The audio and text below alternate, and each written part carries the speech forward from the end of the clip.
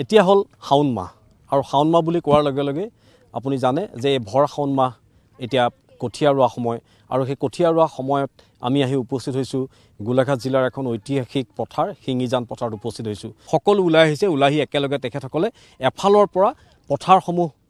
সেউজীয়া কৰি গৈছে বোকাময় পথাৰ ধান ৰুইছে কঠীয়া তুলিছে সকলো কাম কৰে মোৰ লগত এজন তেখেতসকলৰ এজন সংগী আছে কি নাম আপোনাৰ কান্ত ছাৰ ঘৰ কোন জেগা ঘৰ তিনিচুকী মাছচাপৰি দেৰগাঁও তিনিচুকী মাছচাপৰি কিমান দিন হ'ল আপোনালোকে এনেকৈ কঠীয়া আমাৰ এতিয়া একমাহ মানে হ'ল এনেকৈ ৰুই আছোঁ বিভিন্ন জেগা ৰুইছোঁ তেনেকৈ আমি ৰুই আহিছোঁ আজি ইয়াত সোমাইছোঁ প্ৰথম ইঙিজান আজি 30 বিঘামান যাব আজিয়ে গুচি যাব আমাৰ এই ৰোৱনী আছে আপোনাৰ 30-40 জনী আৰু মতা আছে 20-25 মান আছে কঠীয়া তুলি আছে ৰুই আছে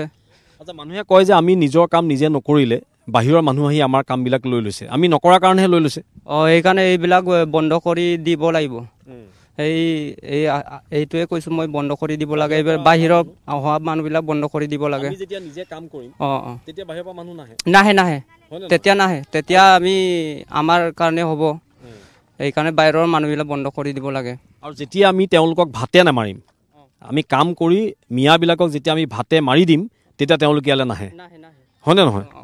নাহে সেইটো মেইন কথা বাৰু ইতিমধ্যে আপোনালোক সকলোখিনি মিচিং জনগোষ্ঠীৰ লোক ইয়াত যিমানখিনি আছে মিচিং জনগোষ্ঠীৰ লোকে আছে অকণমান মিচিং ঐনিতম এটা অকণমান মনত আছে যদি গাই দিব নেকি ধুনীয়াকৈ তেতিয়া কাম কৰিব পাৰিম অকণমান ধুনীয়াকৈ বনৰি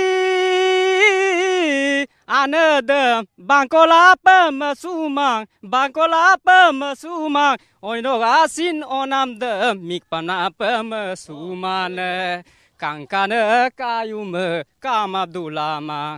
মেনামে ময়ুমে মেমাবদুলামাং ওইয়া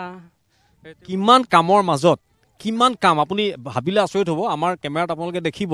যে কঠীয়া তুলিছে ইয়াৰ পৰা প্ৰায় 6-7 কিলোমিটাৰ আঁতৰত তাৰপৰা গাড়ীয়ে অলপ দূৰ আনিছে প্ৰায় 1 কিলোমিটাৰ 1.5 কিলোমিটাৰ দূৰ কান্ধত কঠীয়া লৈ এইসকল পুৰুষে বুকাই খোজকাঢ়ি সেইসকল ৰোৱনীৰ সন্মুখত কঠীয়া দিছে আৰু তাৰ পাছত তেওঁলোকে কিন্তু নিজৰ সংস্কৃতি পাহৰি যোৱা নাই ধুনীয়াকৈ এটা মিচিং বিহু গাই দিলে আমাৰ মাজত আৰু এয়াই হৈছে আমাৰ কৰ্মসংস্কৃতি নামটো আকৌ এবাৰ কৈ দিব মোৰ নাম কান্ত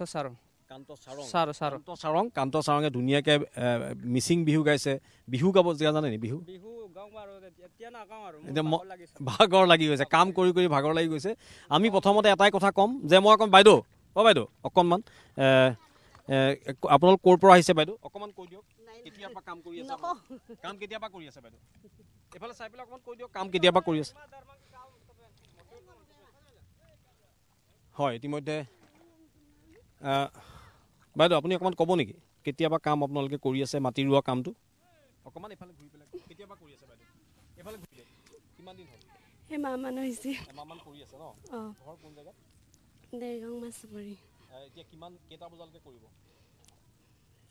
5টালৈকে কৰিব চাই 5টা বজালৈকে ৰুয়ে থাকিব একমাহ ৰুয়ে আছে ঘৰৰ পৰা ৰাতিপুৱা গুচি আহে ৰাতিপুৱা ভাত খাই পেলাই আহি যায় তাৰপিছত এতিয়া দুপৰীয়া ভাত খাব আকৌ ৰাতিও খাব ঠিক আছে খুব ধুনীয়া ইতিমধ্যে আমি কৈছোঁ যে আমি নিজে নিজৰ কৰ্মসংস্কৃতি